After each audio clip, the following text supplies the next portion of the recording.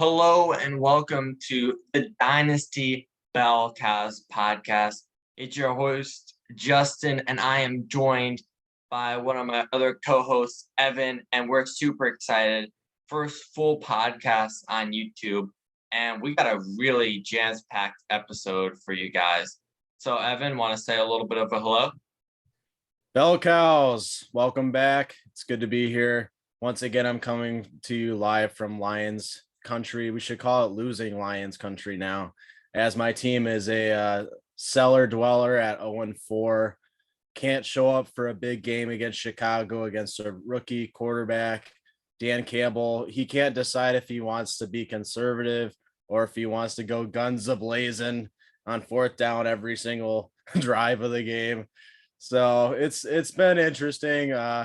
I'd say my heart is officially been cut out through the first quarter. I was expecting at least one win against Chicago, so serves me right. I should know better at this point, but anyways, I'll still be watching. But I'm not getting my hopes up for this weekend. I think the Vikings have one of the most underrated offenses in the NFL. I mean, they have Dalvin Cook coming back this week. Captain Kirk has been dominating out there. He's been one of my boomers, somebody I'm buying in fantasy. So I think Captain Kirk's going to be really shredding up this Lions secondary this week with Justin Jefferson and Adam Thielen. Maybe you'll get some Conk in there too. So I'm expecting the Vikings to definitely cover that 9-point favorite that they are. So yeah, it should be an interesting week. The Vikings are hungry, that's for sure. 1-3. Like the guest appearance by your cat there. You never know when it comes down to Zoom, but it's all for the better. This one's more ferocious than the Lions, that's for sure. Yeah, Lions. They almost beat the Packers. They were looking good in that first half. And then the Ravens even closer, but they happened to face Justin Tucker, the greatest kicker of all time. That's what kind of happened. I would say that I've been in the same boat most seasons. I'm still in the same boat. I thought we were going to go 0-4. A nice little surprise to get that victory. Doesn't always happen. Most of the time when I'm least expecting a victory, that's when it happens. So don't get your hopes up. You're right. So maybe when we expect the Lions to lose, they'll win one. But there. Speaking of your New York Jets, there was a player that I think both of us liked coming into this season. I have a few shares of him in dynasty formats, and I decided to go with the target share in that offense and play the volume card. And I took a chance on him and I flexed him this week and was very, very happy with the result. Do you have any idea who that player might be, Justin? Well, last podcast we were talking about Corey Davis and how you wanted to start him. I know that one definitely turned out for you. I don't know who I would necessarily expect. Maybe Jonathan Taylor, but then again, you wouldn't flex him. Although I knew that he was a guy that you were high on. He was one of the really solid performers for you in FanDuel. Yeah, Corey Davis, he really showed up this week. He had 111 yards, 4 receptions, but a touchdown. A very nice deep target from Zach Wilson where he threaded the needle in between two guys. So I was very happy with Corey Davis this week. He showed up for me big time. He rewarded my faith, and I'm going to be starting him again this next week against a Falcons defense that has given up 34 points against Washington, making Taylor Heineke look like, I don't know, a fantasy superstar. So I'm expecting Corey Davis to have another good week. And an interesting sidebar to that is that Calvin Ridley won't be making the trip to London. He's out for this game for personal reasons. So somebody that we've talked quite a bit about, Cordero Patterson, is another must start in my opinion. Yeah, so was Corey Davis, was that the guy that I guess him? Yeah, you got him. All right, sweet. Yeah, right on. Well, the Jets, yeah, we faced Julio Jones, who was out last week, and same thing with A.J. Brown, and now we're facing Corey Davis, who's out this week. So it looks like all things are going in the right direction. The Falcons have a worse defense. They have a worse offense. There should be no reason why we shouldn't be competitive in this game. However, I feel like we have one of the more volatile teams this year with Zach Wilson. But you just brought up the name Cordero Patterson, someone who I am going with full on this week for my DraftKings lineup, and I think you are too. So I think that's a great transition. I won the last week, but I know that you are eager to get your revenge. So I expect an even better matchup this week. Let's go over our teams. All right, you want to go with your team first? Yeah, if you have yours, I gotta pull mine up. All right, I'll go with mine then. Yeah. So at the quarterback position, I have Trevor Lawrence. And when I was looking at the quarterback position, there were a lot of iffy quarterbacks, but I felt like there wasn't really a bargain. And I tend to not be very trusting of those upper tier quarterbacks because I know that there's a very good chance that one of those lower tier guys has the same exact production. We've seen it this season with Daniel Jones, Sam Donald, Jared Goff at times, even Justin Fields last week. We see some of those lesser known guys really have a big game depending on the matchup. And so I have to go with Trevor Lawrence. I think he has a very easy matchup this week. He's going up against a rough defense. I forget who that was exactly, but I just know Tennessee Titans. Tennessee Titans. Okay, so the same team that Zach Wilson had a lot of success with against last week. I think that Trevor Lawrence can do the exact same thing this week. Yeah. Are you worried at all about DJ Chark going down against the Bengals on Thursday night? I am concerned, but here's the thing. They still have James Robinson, the running back who really helped them almost get that victory on Thursday Night Football. And they still have Laviska Shenault, someone I'm extremely high on, and arguably, well, the best receiver on that team this year, Marvin Jones. That guy's been balling out. So they have their top two targets and their top running back. So I think that it might hurt them a little bit, but it's not like the top Titans last week who were without their top two receivers. Yeah, I agree with you fully on that. DJ Chark has been very shaky this season in fantasy. He hasn't been very consistent. He's had some good games, but I think they have enough weapons there in Jacksonville. They just traded for Dan Arnold from Carolina. He's a good tight end. I expect him to get some more targets as he's been practicing with the team this week. I love Marvin Jones. He's been consistent every single season for fantasy owners. He was great with the Lions, solid with the Bengals, and now he's doing a good job with Jacksonville. He appears to be the trusted receiver of Trevor Lawrence. Also, Laviska Shenault. This injury could really help his value in Dynasty. He was not really putting up the numbers that warranted his second and third round pick status, ADP earlier in the year, but he's really bounced back nicely last week, and I think he's going to be getting some more work in that offense.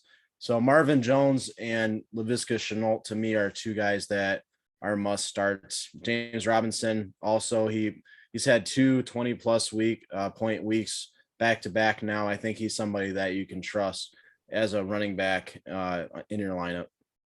So when you're saying round 2 or 3 ADP, do you mean like rookie draft? Someone was giving you a second round? Yeah, redraft. Second or third round. I think I've got him in maybe the 10th round in a redraft. Really? Yeah. So I know a lot of people were high on him though. So, and it's definitely a possibility that people were reaching for him. But yeah, and in one of my leagues, he went in the third round.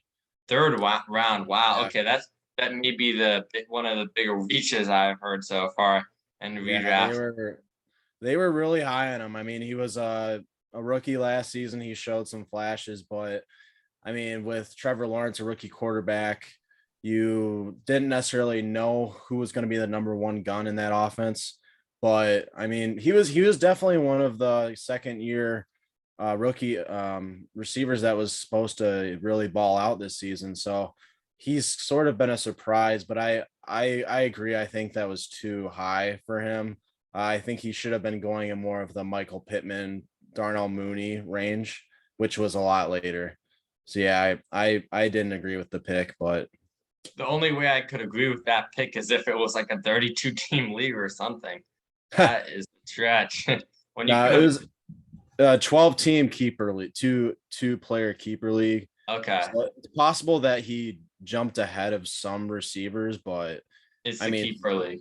yeah, but there was still some others on the board that were, probably a little more consistent. Yeah, I hear that. I I will say though that um that does seem very interesting that that guy went ahead and drafted Laviska Chenault. But let's move on to my running backs now. And so I had Cordell Patterson, as we just discussed a moment ago. And then the other guy I went with was Kenneth Gainwell. And I think Kenneth Gainwell, so we have like, for an example, I don't know if this is the same with most of these formats, but it's 50,000. So out of 50,000, and Kenneth Gainwell only cost me 4,900. That was a really good bargain. And this is some guy who put up 20 points last week, and he almost looks better than Miles Sanders at this point. I know Miles Sanders had 15 carries the first week, 13, and then it went down like 2 or 3 the next week. And then this week he had about the same as Gainwell. So Gainwell is becoming more and more of a factor in fantasy football this season and for the Eagles. And I'll just share a story real quick. So I had someone in my redraft league. They had Kyle Juszczyk in at their running back position because they had Christian McCaffrey injured and they weren't able to get Chuba Hubbard. So I'm like, whoa, Yeah. whoa, whoa! You can't put a fullback in. You got to go for some guy on the waiver wire. And so this was like Sunday when they were asking me for advice. And so the top guy was Kenneth Gainwell. So they still lost, but that would have been something if Kenneth Gainwell would have been able to push them over the edge.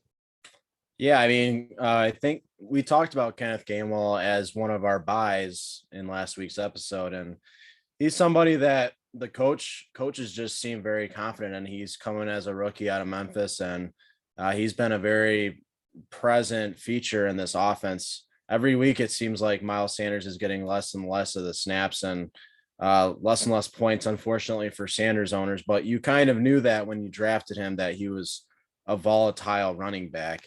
But yeah, Gainwell, I mean, he had 39% of the snaps. He's hovering above 35% of the snaps pretty much every week. And he's doing a lot with those snaps. He only had 3 rushing attempts, but he had 31 yards and a touchdown. He's also getting the receptions. He had 8 targets last week. 8. I mean, that's basically Cordero Patterson level of targets. So That's if what I I have was to, thinking.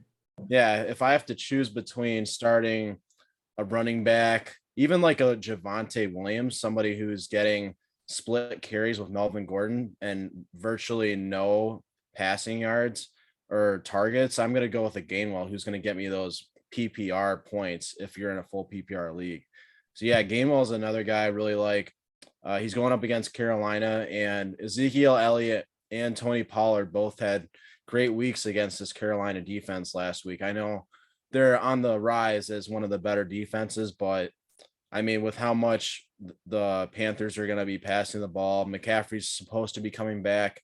I think this is a pretty good matchup. So I could see Gainwell having another good week. I'm actually starting him in my keeper league that I mentioned before. I'm going to be starting him as one of my 2 running backs. Gainwell's a very interesting guy because I think when he played for Memphis, he was like almost leading the nation in receptions. So we expected him to have a big role in the receiving game, but he's also a guy that shows a lot of explosiveness and potential in the running game. So this is a very hard guy to give an NFL comparison to. But if you had to give one Yeah. to Kenneth Gainwell, who would you say? Well, I think we already know where I stand on that. You kind of disagreed with me on it, but I'm gonna keep until Gainwell shows me otherwise. I'm gonna keep him in the Nyheim Hines category, sort of a sneaky back that's gonna come in and slither his way into the lineup and steal some of those fantasy points from the feature back.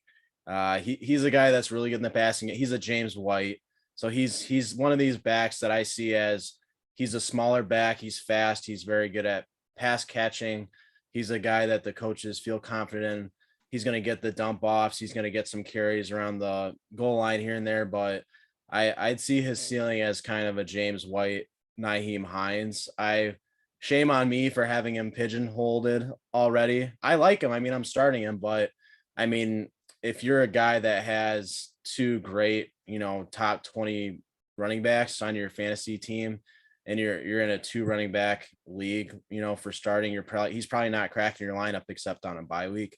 However, in my keeper league, I need him to start for me because running back's one of my weakness. So, but yeah, he's a good player, and I think he's a valuable asset in Dynasty for sure. The reason that I brought that up, so you guys don't know this, but we actually tried to record another podcast for YouTube, and it didn't quite work out. It's the learning curve of this whole thing. So I wanted to bring it up because I thought that was really interesting. You brought it up the last time, saying that you saw Kenneth Gainwell's ceiling as Nyheim Hines, because I feel like that is very low expectations for a guy of Gainwell's potential, because the first 2 or 3 years that Nyheim Hines was in the league, he basically did nothing. And now we're seeing him finally start to do a little something. But yet Gainwell, even his rookie season, is putting up similar numbers to what he is now. So it's hard for me to make a comparison to him. But I think a ceiling, which is the best possible scenario, is like an Austin Eckler, a guy who's not super great in the rushing game, but has that receiving ability. I just think the Eagles' situation right now is a little bit rough.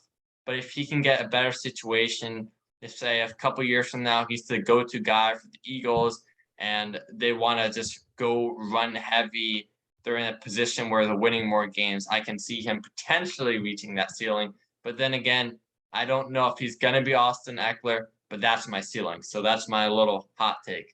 Okay. I got some quick stats for you. So James White's best fantasy production came in 2018 with 276.6 PPR points. Nyheim Hines' best season came last season with 193 fantasy points. So you believe that Gainwell is going to score more than that for your fantasy teams, right? Well, from Dynasty, I'm talking about the longevity of his career.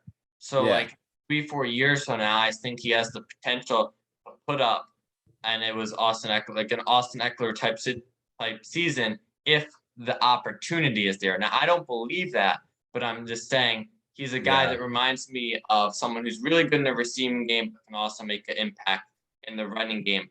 And again, this isn't the be-all compare type ceiling, but it's always interesting when you talk hypotheticals.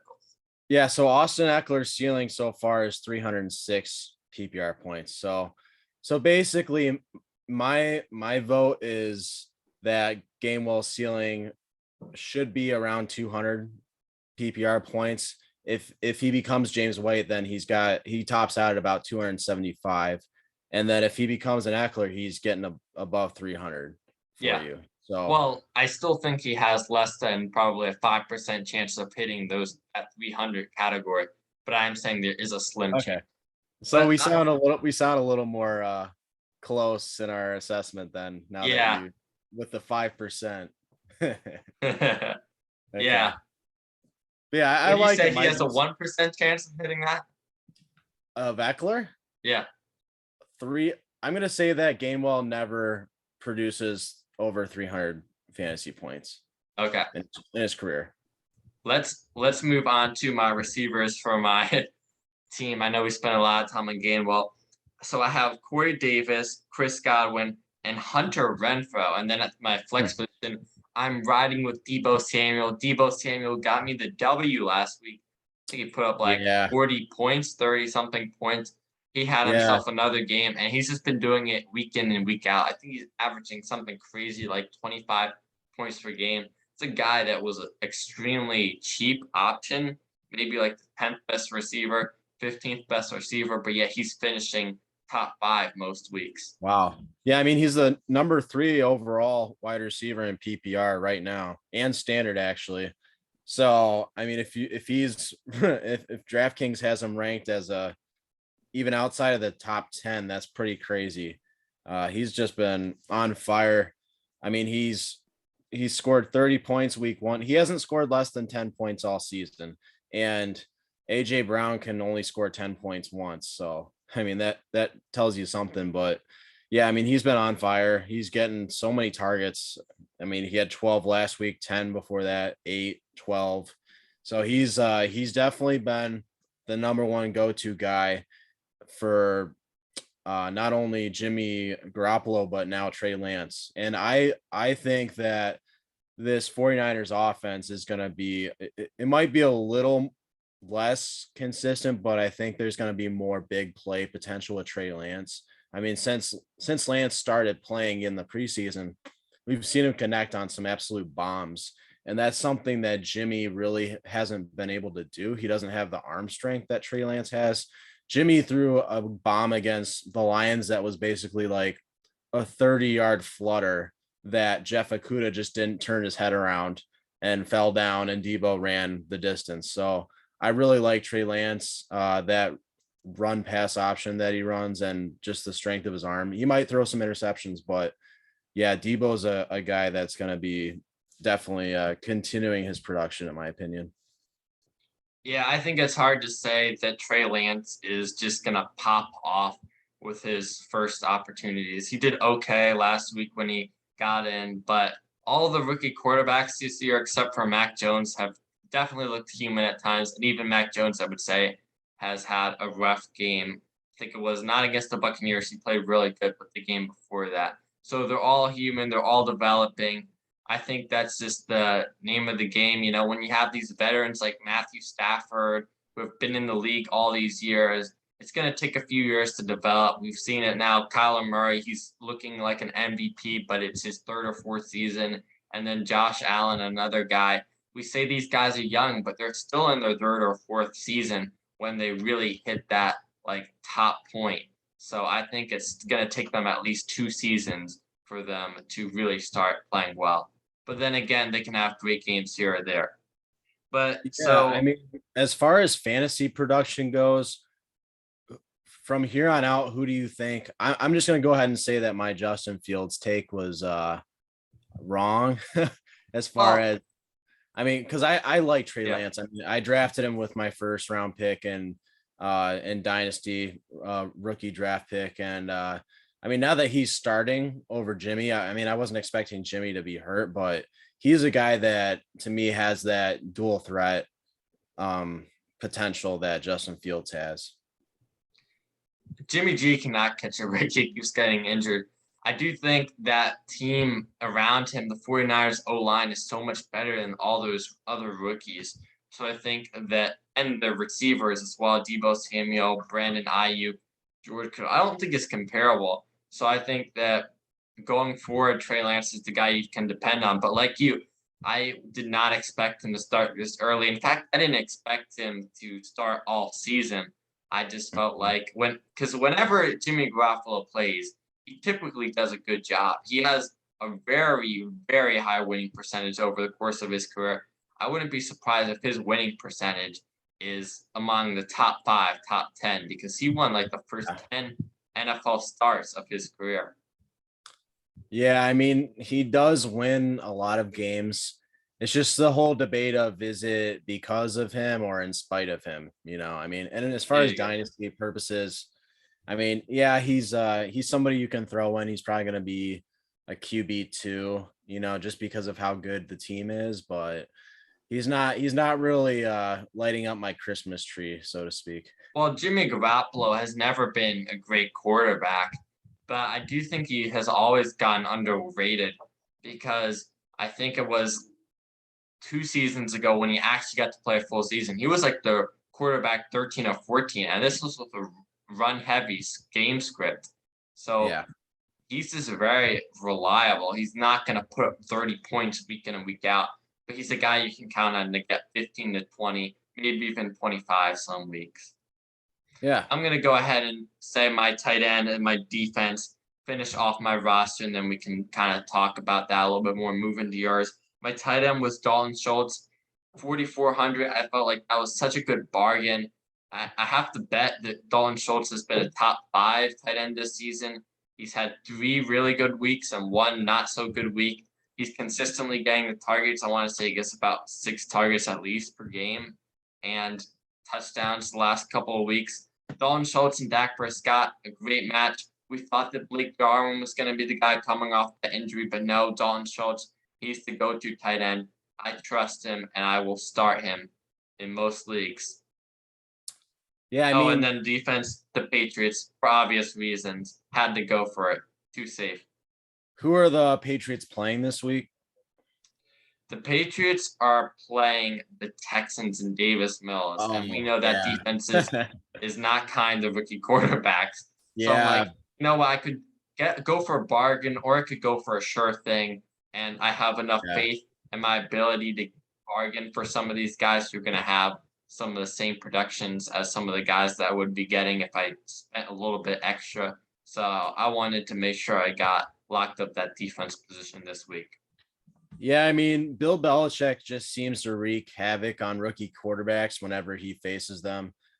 We saw what he did to Zach Wilson. That was, a bad day. And he just schemes so well. We saw what he did against Tom Brady last week. Tom Brady, he only completed 51% of his passes. He didn't throw a single touchdown, and he attempted like 47 passes or something crazy. So, if the greatest quarterback of all time can't have a good game against the Patriots, I don't expect the Texans to. So, unfortunately, Davis Mills is getting fed to the Wolves this week. And then Dalton Schultz, he's a very reliable tight end. He's the tight end 4 right now, which I don't think anybody really expected. I think people were thinking it's going to be the big 4 with Kelsey, Waller, Kittle, and Hawkinson, maybe Mark Andrews. And Andrews and Hawkinson have had some rough patches recently. Hawkinson is somebody that I think could bounce back, but he's been injured all week and he didn't practice again today. So if you have Hawkinson, you're going to want to make sure that he's a for sure. He's not ruled out. You're going to want to make sure that he's cleared to play. Probably he's going to need to practice on Friday, but if he is going to be out, you might want to look up Darren Fells, his backup tight end, as a last resort waiver wire pickup for a 1-week rental if you don't have somebody else behind Hawkinson. But yeah, overall, I think your lineup is pretty solid. It's going to be tough to beat. When I first saw it, I was like, wow, is that really 50 grand? Yeah. But they just, they have some players in there that seem a little underrated. But for me, I'm going to go with Captain Kirk this week. He's coming off a rough patch against the Browns. I see the Vikings being very hungry for a win. They're trying to stay in the race with the Bears and the Packers in the NFC North. And the Lions, like I've said, it's like a beating a dead horse. It's stinking real bad. And I've talked about that secondary a lot. And Bobby Price, Jerry Jacobs, they're not going to be able to cover Adam Thielen and Justin Jefferson, 2 of the best receivers in the league, arguably. And they're just I think Kirk Cousins is going to just be pissed off and just out for blood in this game. And I think he's going to just wipe the floor with them. So I'm starting Cousins. DeAndre Swift is another running back I like in this contest. He had a rough game last week. He was one of my chumps. He had 9 points. He carried the ball less than Jamal Williams. He wasn't really involved in the passing game a lot. And he didn't do much with his carries. I think he only had 16 yards rushing. He didn't put any touchdowns on the board. So he's somebody that I expect more from. He's been a top 5 running back for fantasy this season. And even with that growing, I think he's going to be okay. He's been questionable every single week. Jamal Williams has a hip bruise that he's fighting through right now. And I expect them to go back to what works, which is giving Swifty the ball, because he's a playmaker. And so I think the Lions return to that game script this weekend. So I'm spending a little bit of money to put Swift in my lineup. Okay, that's respectable. Swift has been pretty good this year so far, but I got 2 things for you. The first thing you mentioned with Dalton Schultz, and you talk about the tight end position, that a lot of the top guys haven't necessarily been top guys. And I found this fascinating. So this past week, the top 5 top 6. Let's go top 6 tight ends. Were CJ Uzomah, Dawson Knox, Mo Alley Cox, Jared Cook, Dalton Schultz, and Max Williams. Never in a million years would I expected those guys to finish as the top 6 tight end for any given week. That is crazy. And then the second, going back to DeAndre Swift, this 1-2 combo for Lions reminds me of 2 situations in the past. It reminds me of one, the Super Bowl losing Falcons. They choked that big lead, but one of the reasons that got them there, Devontae Freeman and Tevin Coleman. Tevin Coleman is kind of like the Devontae Swift. My apologies, yep. DeAndre Swift. It happens. He's not that fast. Yeah, but they both have great pass catching abilities. And then Devontae Freeman, he is similar to Jamal Williams. And then the second one, Nick Chubb and Kareem Hunt, same type of things. And so even though Jamal Williams is like the 1A back, he's been getting most of the touches. DeAndre Swift is the guy you want on their fantasy team because PPR, he's going to be getting receptions. And he's been looking really, really good. A lot more efficient, I'd say, with the touches. I think that he's just going to get a larger workload week in and week out. So I really like that. Yeah. I mean, I definitely agree with your comps there. Jamal Williams at this point, he seems like somebody, unless he's going to score a touchdown, he's probably not going to put up enough fantasy points to be in your lineup just because he hasn't been getting those receptions like he did in week 1. And it seems like Swift is the running back that they're using more in the passing game, which if you obviously you're going to start Swift because PPR receptions are so important because even if a player doesn't score a touchdown, it's going to save you from having the bottom just completely drop out on your week.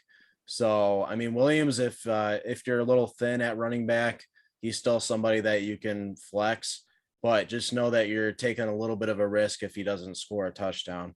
I agree. Who else is on your team? Yeah, so another guy that Lady Luck has been smiling on is Damian Williams. And unfortunately, that means for David Montgomery, he's going to be missing probably 4 or 5 weeks. Thankfully, he didn't tear his ACL and he's not out for the year, but he is going to miss some time with a knee injury. And Damian Williams is a guy, I think I comped him last week to Chase Edmonds, but he's a guy that he looks like just an absolute stud. He's a guy that he's really built. He's got some speed. We've seen him be used a lot in Kansas City's passing game, a guy that can run between the tackles. He's a strong man. And I just expect him to get, I mean, most of the carries in that offense. Khalil Herbert's a late round draft pick rookie that hasn't really done much with his carries yet. So I'm expecting those carries that went to David Montgomery to be exclusively with Damian Williams. And with Justin Fields being chosen to be the starter here on out in Chicago, I think that really helps Williams' potential over these next few weeks, just because he's going to be with a quarterback that's also a running threat. So I think the defense is going to have to pay more attention to Fields, and that's going to give Williams an extra opportunity. So I picked him up because he's starting this week and he was very cheap. So I was able to spend some more money on my receivers. The one thing that had me making an interesting facial expression probably was when you compared Damian Williams to Chase Edmonds. That one's interesting to me because I've never thought of Damian Williams as a receiving back. I'm not super familiar with his receiving numbers, though. I do know that Chase Edmonds is primarily a receiving back, whereas similar to a situation like the Lions this year with James Conner and Chase Edmonds. Yeah, I meant James Conner. I said James Conner. Okay. No, yeah, I get that. Yeah, where he's like purely rushing.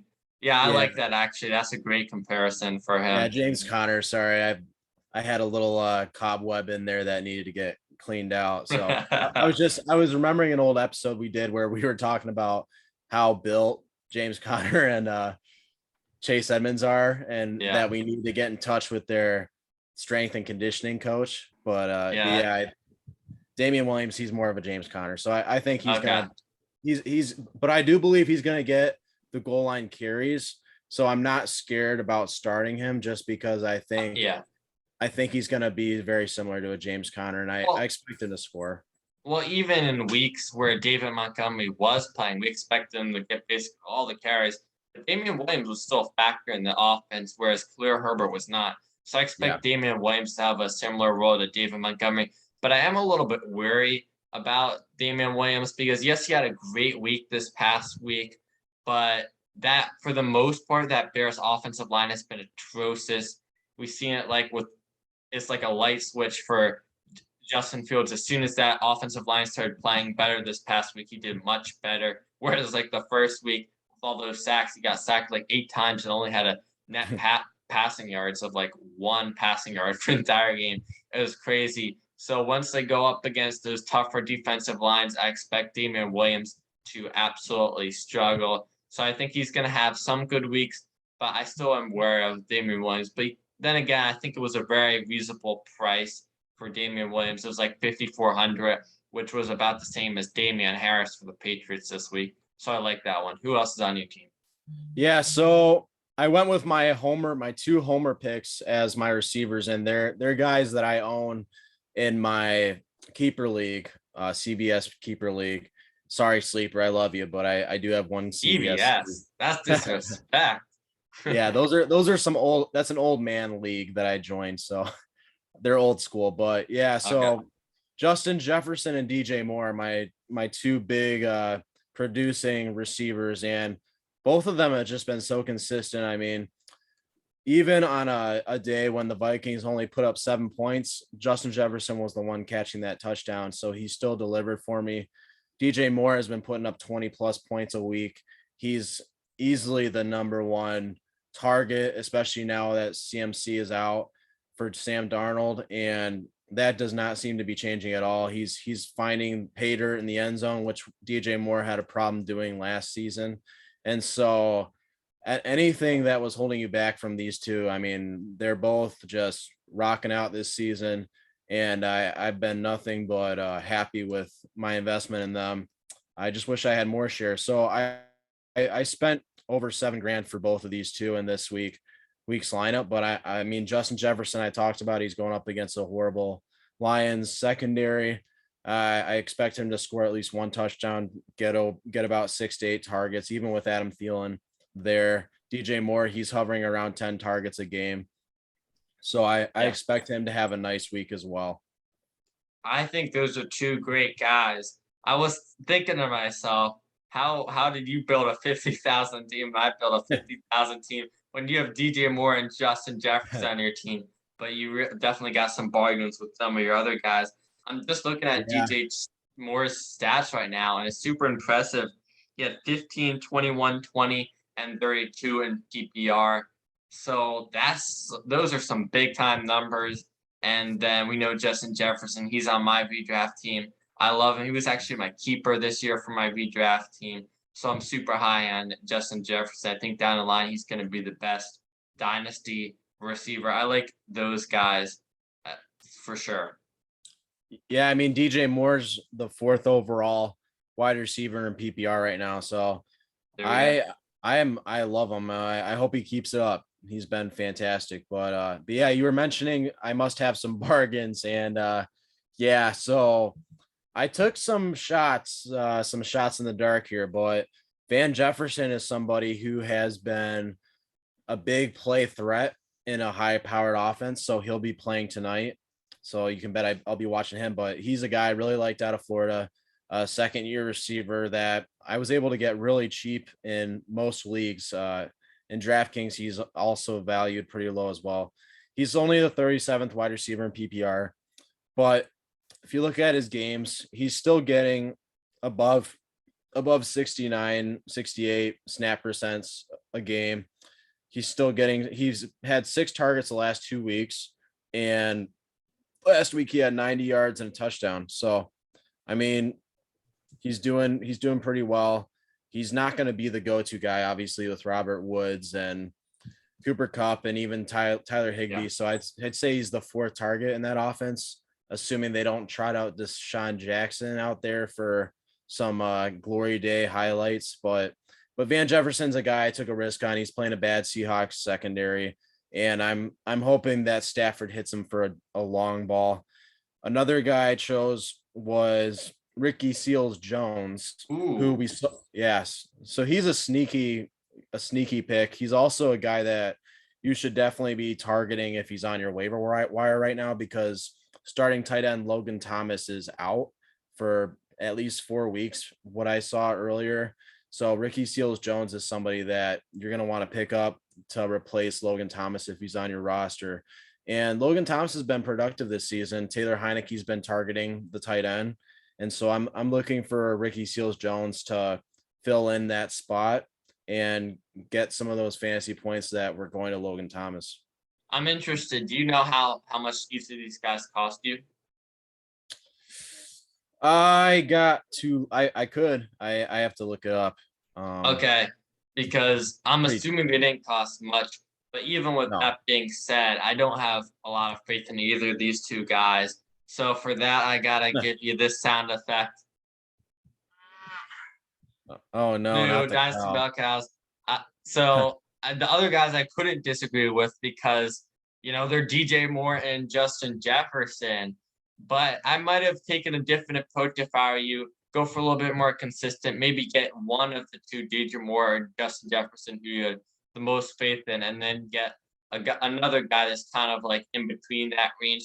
Just because when we look at Van Jefferson's stats, the first 2 weeks he had 3 targets in each of those weeks, and then 3 total receptions.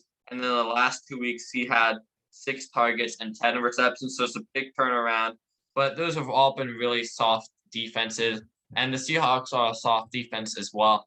But if he doesn't get that big play, I don't expect them to have a big impact because he's not getting a lot of targets this week. And for PPR and the way fantasy works, that's really volatile. You're really putting it on the line because he could get 21 points like he did last week, or you could get 8 or 2 the 2 weeks prior to that. So I have to see a little bit more consistency from Van Jefferson. And Ricky Seals Jones, you make that great point about Logan Thomas. He's injured, but they still have other guys to throw the ball to in this offense. They have Terry McLaurin, Antonio Gibson, J.D. McKissick, really 2 great receiving backs. And then they have the rookie De'Ami Brown, who I'm excited to see what he can do. So I know that they have the weapons, and I'm not expecting them to rely on the tight end as much. It's kind of hard to jump in there as a tight end, especially Ricky Seals Jones, who's really done nothing in his career, so we haven't seen anything from it.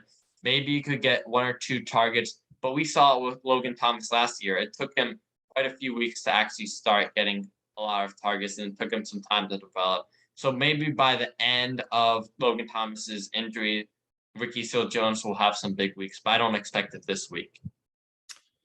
Yeah, obviously I'm taking a shot, but for Ricky Seals Jones, he's a starting tight end. He was only $2,500, a huge discount. He's listed with guys that I've never even heard of.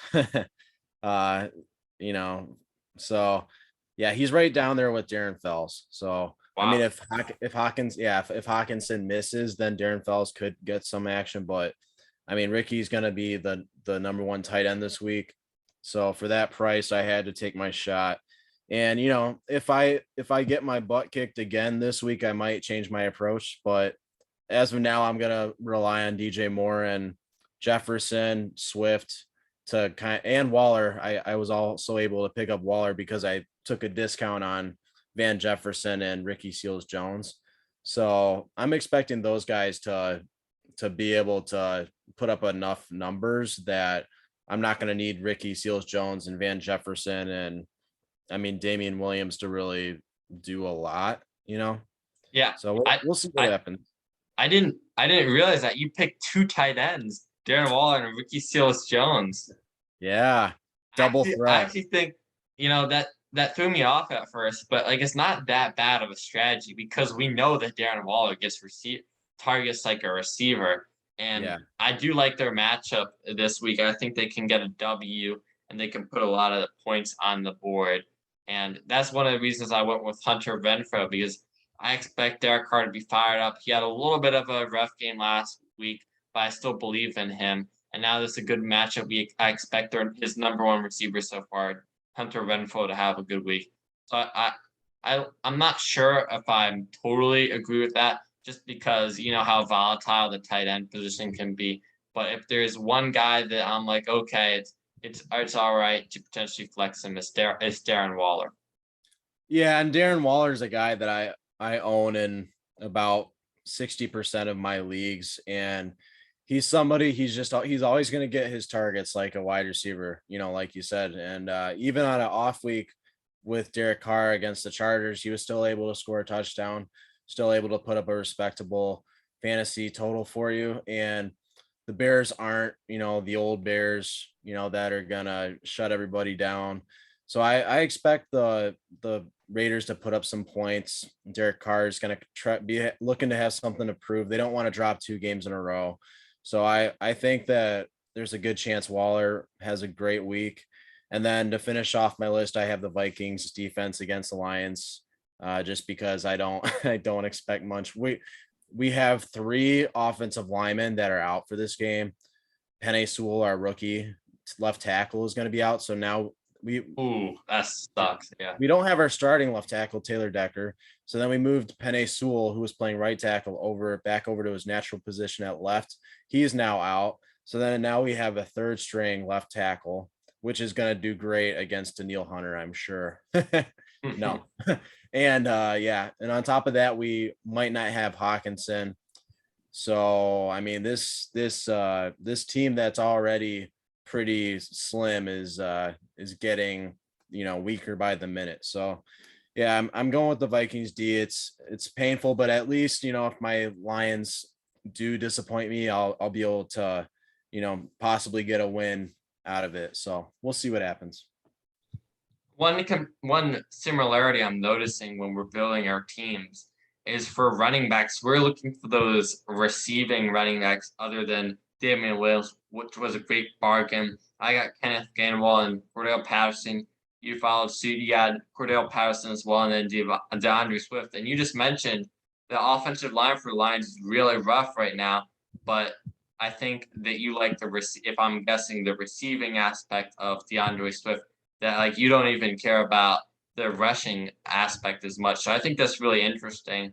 And I think when you're looking for consistency at the running back position, having a guy that has that great receiving ability can be great. So like if I own Nick Chubb in a Dynasty league, and actually I do own him in our listener league, this might be something I might try to do. But this is a guy who doesn't have a lot of receiving upside, a lot of consistency. So as a result, we've seen him have some great weeks, and then we see him have some not so great weeks. So that's just another thing. I always tend to lean towards those receiving running backs, because even if they don't get the carries which we expect, we know that there's something there that's going to keep them consistent.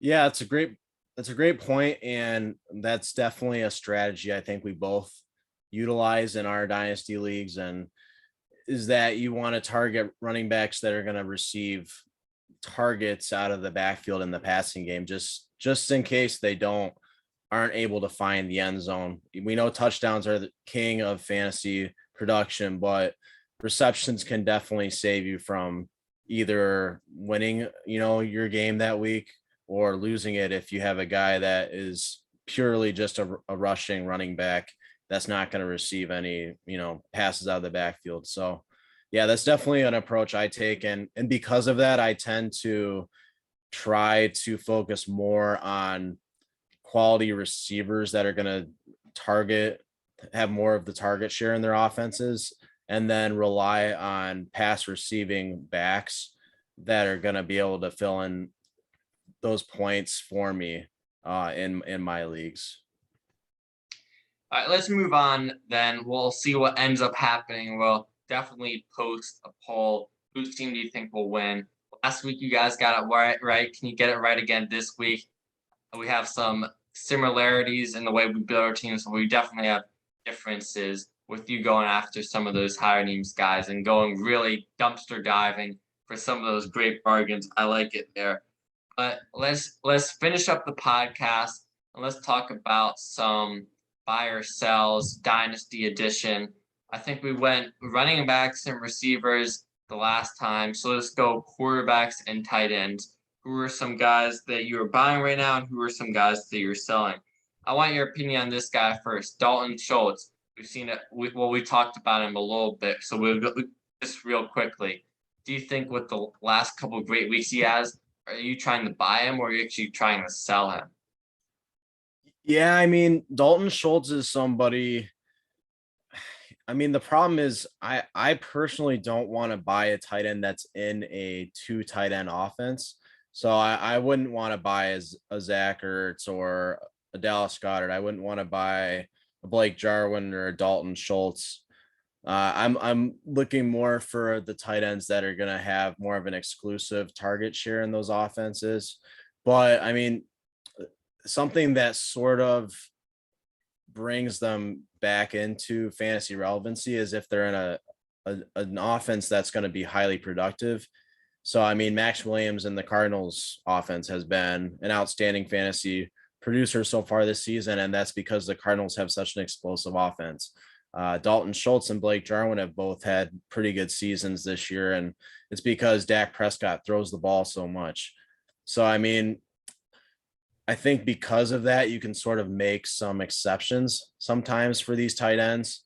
So Dalton Schultz, if he's somebody that someone's looking to sell in my league for not a very, heavy price, I would be interested in acquiring him, especially if I don't have one of the big names at tight end that you're kind of forced to start each week. But yeah, I mean, he's still relatively young.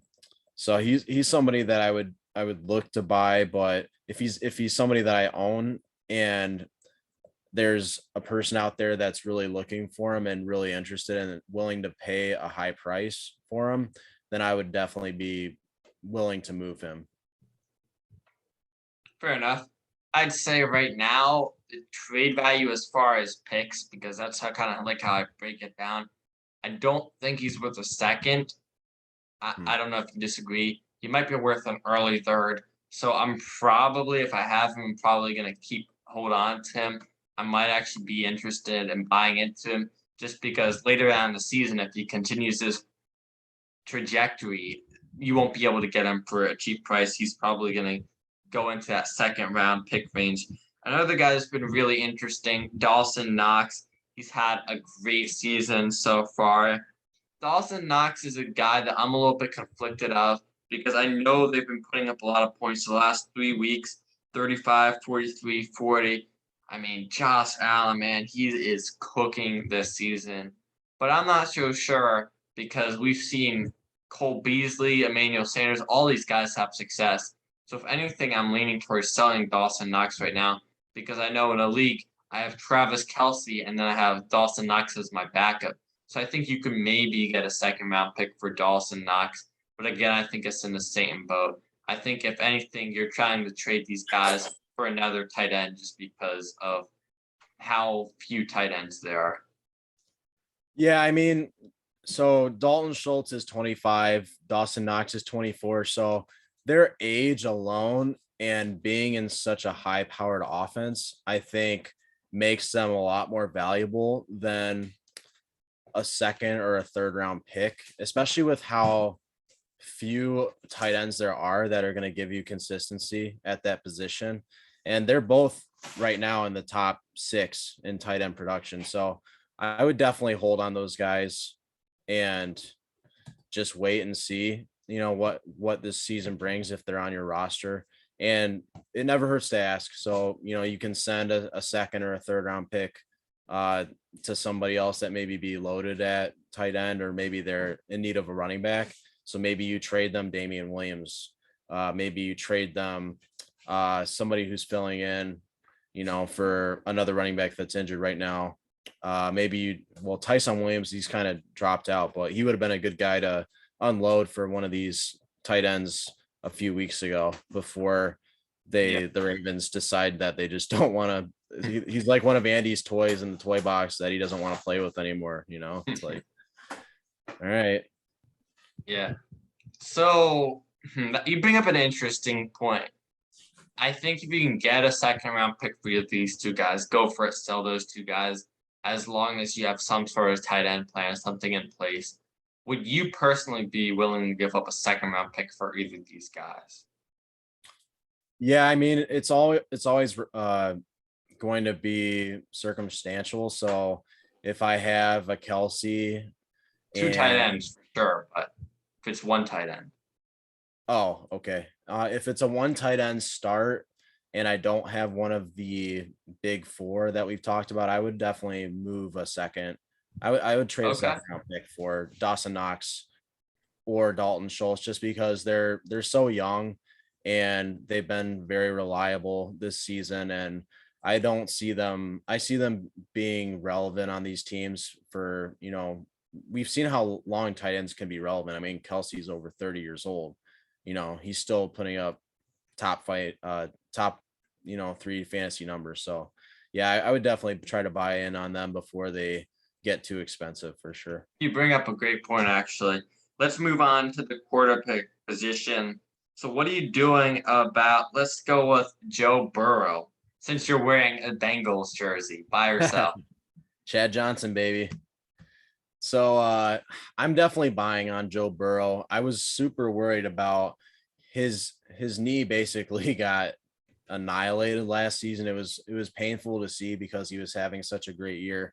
He was really competing with Justin Herbert as, who's going to be the better QB in his rookie season. He gets hurt, unfortunately. He didn't look great in the offseason before the preseason began. Him and Chase were having a hard time connecting on the practice field. He was still, he was a little hesitant to put all his weight on that leg, but he's looked great so far this season. We saw how he did against the Jaguars. He just has sort of a moxie about him that, makes you confident as a fantasy owner that, okay, this guy wants to win. He wants to play great. And he's, obviously it's a second season. I'm no longer really worried about that knee. I'm willing to take a risk on him. So I would definitely consider trading for him. I see him being a QB1 for years to come. So, I don't know if he's ever going to be a top 5 fantasy quarterback, but with Chase, Boyd, and T. Higgins, and then you throw in Joe Mixon as well. He definitely has the tools. So he's a guy that I would definitely look to. I would probably be willing to trade a late round first for him. Would that be in a 1 QB league? Yeah. Okay. So I actually traded Russell Wilson for a first and some change. I think that could be potentially worthwhile because if you want a quarterback, you already have something in Joe Burrow. I'm just a little bit worried if that offensive line can hold up for him because if he gets injured and that knee stuff, gets worse, we're going to be looking at a quarterback who doesn't get near those quarterback 1 numbers. So I do like Joe Burrow. If anything, I'm trying to buy him, but I'm not necessarily willing to give up a first round pick just because year after year we see all these guys. You can get great bargains for them in the rookie draft. Mac Jones, I think you could have gotten him in the 3rd round this year. Zach Wilson, I know we still have to see more from him 2nd round. Trey Lance, Justin Fields, all these guys are going to 2nd except for Trevor Lawrence.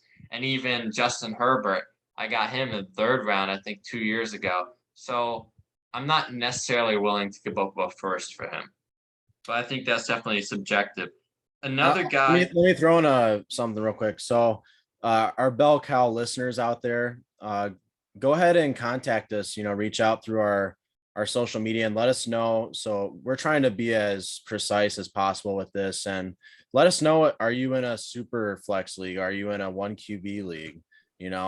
What's your lineups like? Because we want to be able to give the most accurate information. So, if most of you guys are super flex, we'll make sure that we make comments about that. If you're in a 1 QB league primarily, then we'll stick to that. So that's going to affect our rankings and, where people go in the draft. So just feel free to reach out with us sometime if you want us to talk to your league more specifically.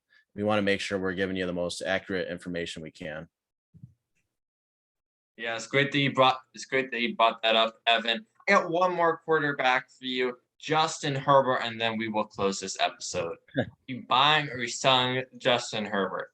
Is anybody selling him?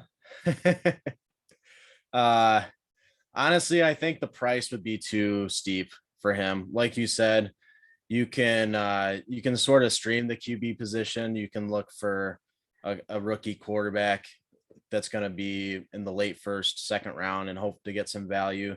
I would rather buy someone like a Zach Wilson, who I think is going to be pretty cheap because he's had a couple really bad weeks. He's had a couple good weeks. And I think fantasy owners are probably that are relying on him in their lineups are probably a little tired of him already.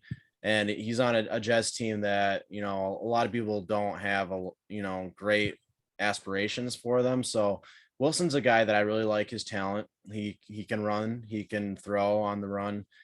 He has a nice deep ball. He has Corey Davis there. He has Elijah Moore. So he's a guy that I would buy into. I would give up, a late first. Yeah, a late first or a second round pick and maybe a player, for. And Justin Herbert, he's just going to be too expensive. He's going to cost me multiple first round picks or a first round and someone very valuable to my team. So I'm not looking to buy Justin just because of those reasons. Yeah, I get that for sure. So I feel like I'm in a similar boat for the most part.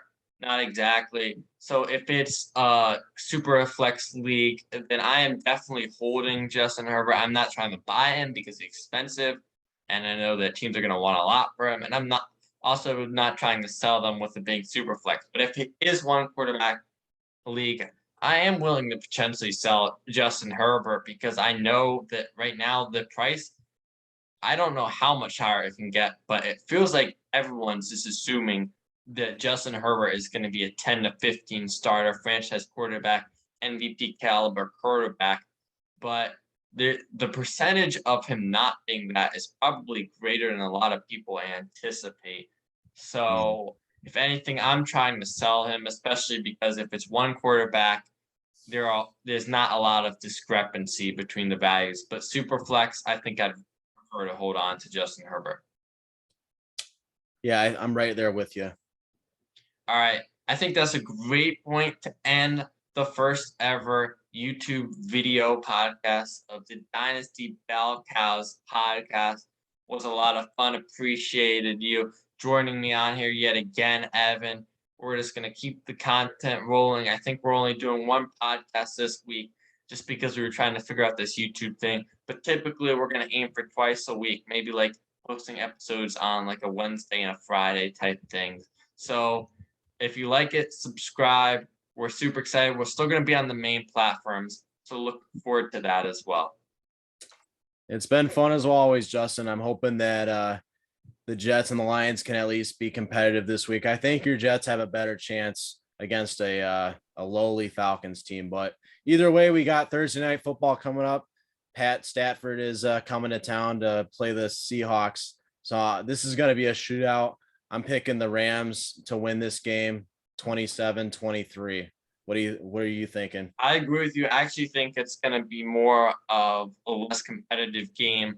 I think the Rams are going to end up coming in. They're going to be hungry after a loss to Cardinals. I think they're going to win 30-17 just because Aaron Donald and the Rams in the past have really been able to get to Russell Wilson. The offensive line isn't spectacular. They also have that defense that's been atrocious this year. And I think that the Rams are going to have an easy time against this team, especially because they won against the Buccaneers by 2 scores. I think last week was just a fluke. So that's my take on that. But anyways, thanks for tuning in, everyone, and we'll see you on the next one. All right. Boo.